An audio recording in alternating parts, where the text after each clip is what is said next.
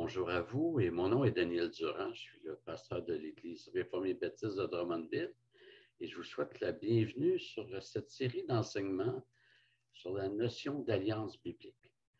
C'est un sujet qui me fascine en raison de son importance et aujourd'hui, comme vous le voyez sur l'écran, ce sera une introduction. Excusez.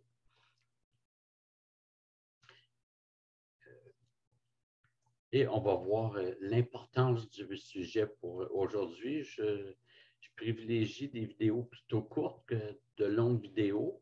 Alors, libre à vous d'en écouter plusieurs lorsqu'il y en aura plusieurs, mais pour l'instant, c'est la première. Et donc, l'importance du sujet, et prochaine fois, Dieu voulant, on verra la définition, le contenu d'une alliance et l'unité des alliances. Et après quoi, on regardera chaque alliance séparément.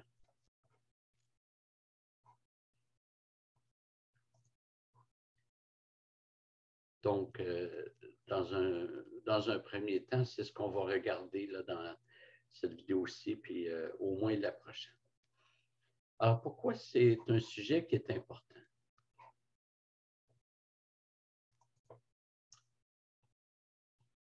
Bien, pour plusieurs raisons. La première raison, c'est que c'est un sujet qui est trop négligé dans les églises évangéliques. Alors que le mot alliance se retrouve à 337 reprises dans toute la Bible. Donc, c'est un sujet sur lequel on s'intéresse peu ou pas. C'est quand même triste parce que c'est un sujet, et on va le voir, là, qui a vraiment une grande importance. Et la deuxième raison, c'est que ce sujet, en fait, finalement, c'est la grille d'interprétation de toute la Bible. Quand on lit la Bible d'un couvert à l'autre, on constate que Dieu a établi des alliances de façon répétée. Il établit une alliance avec Adam. Ce n'est pas marqué dans Genèse 1 et 2, mais c'est marqué dans Osée 6, verset 7, que Dieu a fait alliance avec Adam. Dieu a fait alliance avec Noé. Dieu a fait alliance avec Abraham. Ensuite, avec le peuple sorti d'Égypte. Et plus tard, avec David. Et finalement, il y a Jésus-Christ dont le sein est celui de la nouvelle alliance. Et en fait, quand Dieu établit son alliance, ce n'est pas qu'il inaugure un plan. C'est que son alliance éternelle, il est en train de la mettre en place. Puis quand il dit à Noé ou à Abraham, il dit, j'ai établi mon alliance avec toi, ça a le sens de, je t'utilise pour rendre mon alliance plus loin, l'amener à une nouvelle étape. Et donc, c'est la grille d'interprétation de toute la Bible. Alors, comment comprendre que le Seigneur demande à Josué d'entraîner le peuple dans des guerres? Il faut considérer l'alliance, dans quelle alliance ça s'est produit, comment ça se réalise en Jésus-Christ. Si on ne fait pas l'exercice, on va dire, ah, c'était dans une autre alliance, ça ne nous concerne pas. Ou on va dire, ça nous concerne si on ne s'intéresse pas à la question de l'alliance. Est-ce qu'on va penser qu'il faut que l'Église parte en guerre? Alors, la structure alliantielle vient répondre à cela. Comment comprendre que le Seigneur a donné des restrictions alimentaires temporaires alors que Dieu dit que sa loi demeure à toujours? Comment comprendre que les chrétiens sont fils d'Abraham, que nous avons Abraham, que nous chrétiens avons Abraham comme père, mais que nous n'avons pas à marquer du signe de l'alliance nos bébés alors qu'Abraham devait le faire? Comment comprendre que le Seigneur a répudié son peuple, la nation juive, et croire en même temps que l'Église, son peuple, est à l'abri de la répudiation? Et toutes ces questions trouvent leur réponse dans la compréhension des alliances. Et j'espère que je vais être clair sur le sujet. Parfois, quand c'est nouveau, ça fait peur un peu, mais si vous êtes comme moi, je n'avais pas entendu parler de la notion d'alliance tant que j'ai pas fait mes études de 1999 à 2003 et je suis un passionné de ce sujet biblique parce qu'il touche à tout en fait, mais il vient mettre la cohésion, la cohérence dans tous les sujets bibliques. La structure des alliances fait ressortir le fait que Dieu se révèle de façon progressive.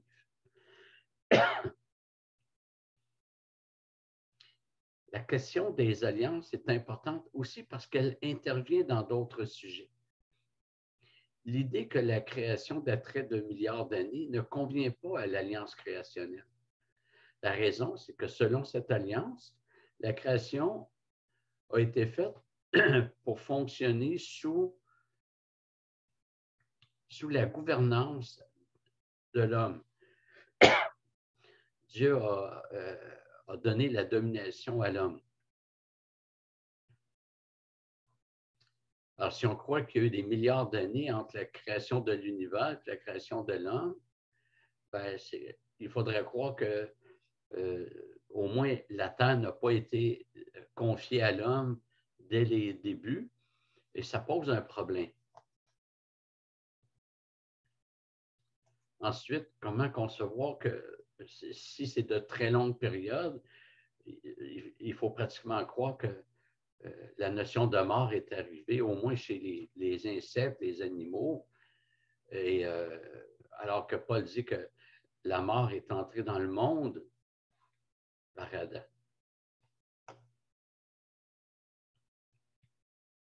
Une autre doctrine qui est en lien avec le concept d'alliance, c'est l'assurance du salut. Si le chrétien peut perdre son salut, ça signifie que la nouvelle alliance n'offre pas de meilleure garantie que l'ancienne. Et vous allez peut-être être surpris, mais la question du parler en langue est aussi rattachée à la question des alliances. Parce que les langues ont été données afin de montrer à la nation juive que le Seigneur s'intéresse aux nations païennes. En 1 Corinthiens 14, 21, Paul cite le prophète Ésaïe. En fait, il va citer Ésaïe 7, 14. Et Paul va dire, c'est par des langues étrangères que je parlerai à ce peuple. C'est la nation juive. Et Dieu a mis un terme à l'alliance avec Israël. On voit ça dans Hébreux 8, en établissant une nouvelle alliance. L'ancienne est sur le point de disparaître et ça s'est produit en l'an 70, soit une quarantaine d'années après la Pentecôte. Donc, Dieu a mis un terme à l'alliance avec Israël et il n'y a plus de raison d'être des langues à ce moment-là. Évidemment, ça touche aussi la place d'Israël, qui est un sujet bien discuté, pour ne pas dire disputé, parmi les chrétiens. Est-ce qu'Israël a encore une place privilégiée pour Dieu? Personnellement, je ne crois pas. Et la question des alliances, évidemment, a un impact sur le sujet. Évidemment, la question de la fin des temps, combien de personnes croient qu'il y aura un millénium futur et que dans ce millénium-là, Dieu va réaliser ses promesses pour Israël. S'il n'y a plus de statut privilégié pour Israël, il n'y a pas lieu de lui réserver une telle période. D'ailleurs, vous remarquerez que dans le seul texte de toute la Bible qui parle d'une période de 1000 ans, c'est Apocalypse 20, les premiers versets, il n'est jamais mention que Dieu va accomplir des promesses pour Israël là-dedans. C'est une théologie qui est une construction humaine de dire, tiens, les promesses pour Israël, on croit que ce n'est pas accompli, nous, donc on met ça dans le millénium.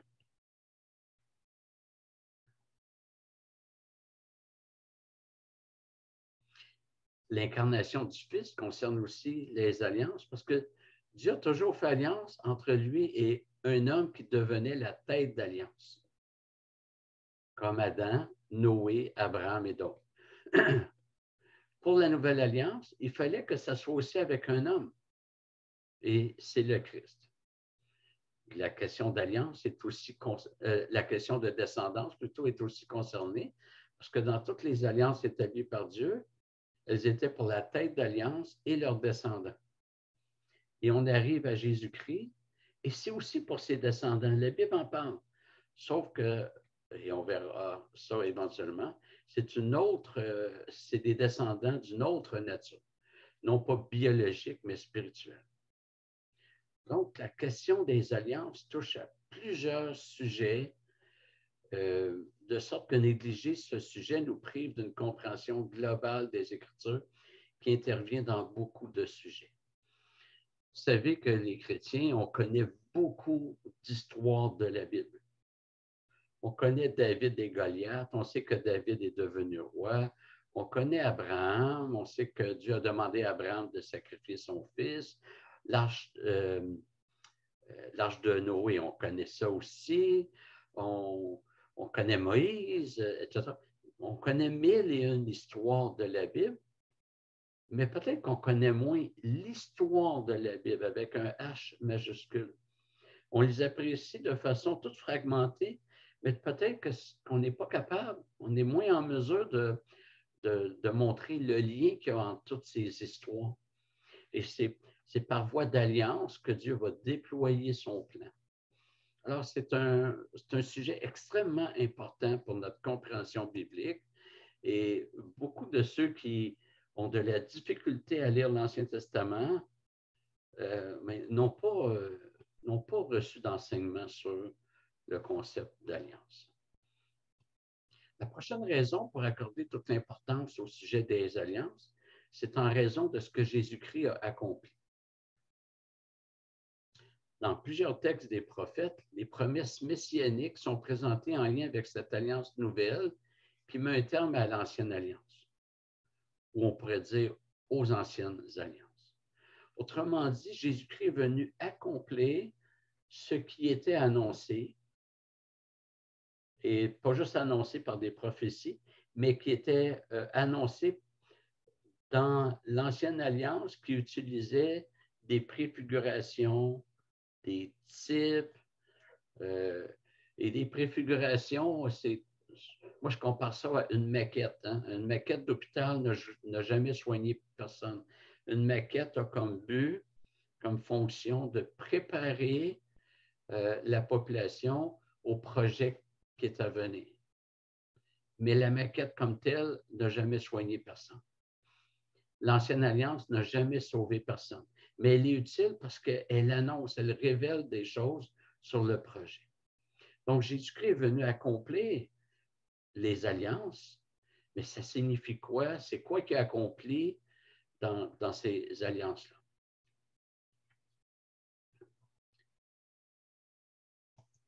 Dans Luc 1, 72, nous lisons ainsi, fait-il miséricorde à nos pères et se souvient-il de sa sainte alliance?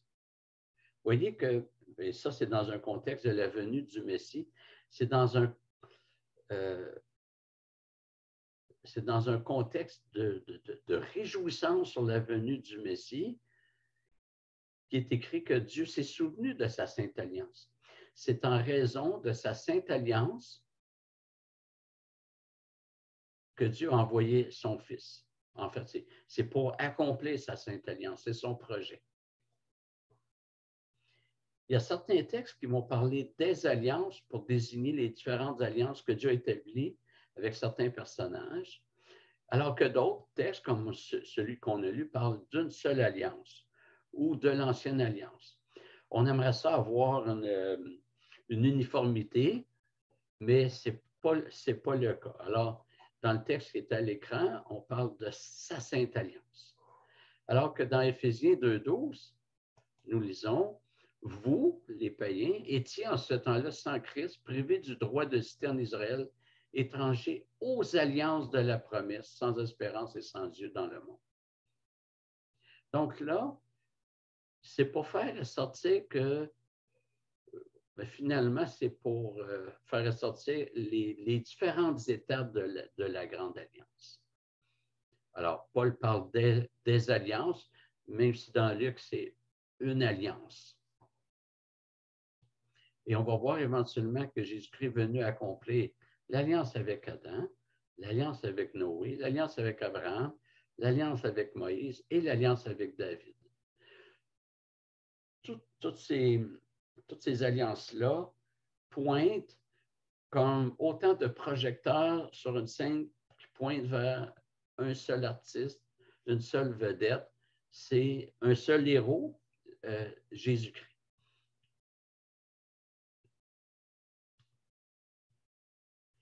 Alors, trop souvent, les chrétiens pensent que Jésus-Christ est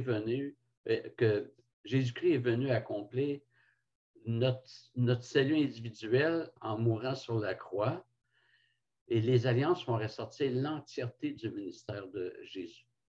Donc, sa royauté qui est cosmique. Et ça, les alliances annonçaient ça. Et la quatrième raison qui montre l'importance du sujet, c'est en raison de l'unité qui est en Dieu. Le Seigneur n'a pas 2, 3, ni 4 plans, mais un seul plan. Et c'est par voie d'alliance qu'il l'accomplit. Dans le texte qu'on a lu, dans Éphésiens, celui qui est à l'écran, Paul parle des alliances, de la promesse. Il y a plusieurs alliances, mais une seule promesse. Et il va arriver au chapitre 4, versets 4 à 6. Il dit, il y a un seul corps et un seul esprit, comme aussi vous avez été appelés à une seule espérance, celle de votre vocation. Il y a un seul Seigneur, une seule foi, un seul baptême. Un seul Dieu et Père de tous, qui est au-dessus de tous, parmi tous et en tous. Ce que Paul est en train de dire, c'est que l'unité qui est en Dieu se voit dans l'unité de son plan. J'ai souvent entendu que le thème principal d'Éphésiens, c'était l'Église. Et c'est vrai que l'Épître en parle, mais après l'avoir étudié, j'ai la forte impression que le thème principal, c'est l'unité. Au chapitre 1, c'est l'unité trinitaire qui œuvre au même salut. Le Père a élu, le Fils accompli. Hein, Paul dit, en lui, nous avons la rédemption. Et plus loin, il va dire que nous sommes scellés du Saint-Esprit. Au chapitre 2 et 3, il va parler des croyants d'origine juive et d'origine païenne. Puis comme quoi Dieu en fait un avec eux. Quand il dit, il nous a fait asseoir ensemble dans les lieux célestes, le ensemble, c'est juif et non juif. Alors, c'est vraiment Dieu qui crée l'unité, qui rassemble tout sous un seul chef.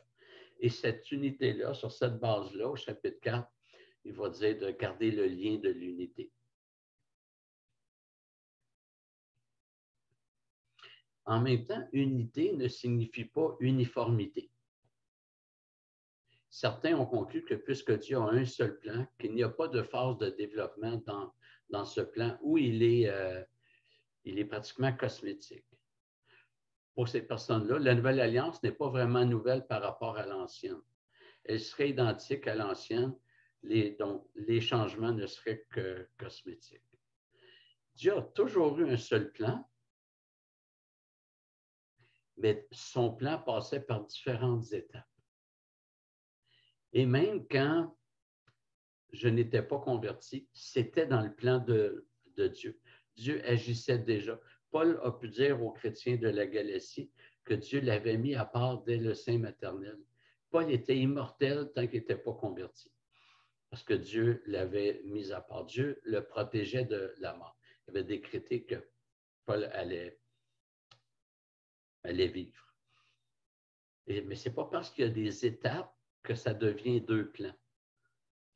Alors, Dieu a un seul plan, mais il y a des étapes de développement.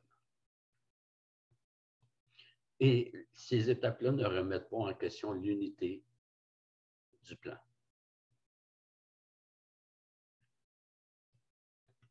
Donc, voilà pour l'importance du sujet. Dans la prochaine vidéo, nous allons nous arrêter sur la définition biblique de l'alliance. Autrement dit, c'est quoi une alliance dans la Bible? Alors, si vous avez des commentaires ou des questions, vous avez juste à m'écrire, ça me fera plaisir d'y répondre. Donc, merci de votre attention et surtout de votre désir de vous instruire par la parole. Alors, que le Seigneur vous bénisse.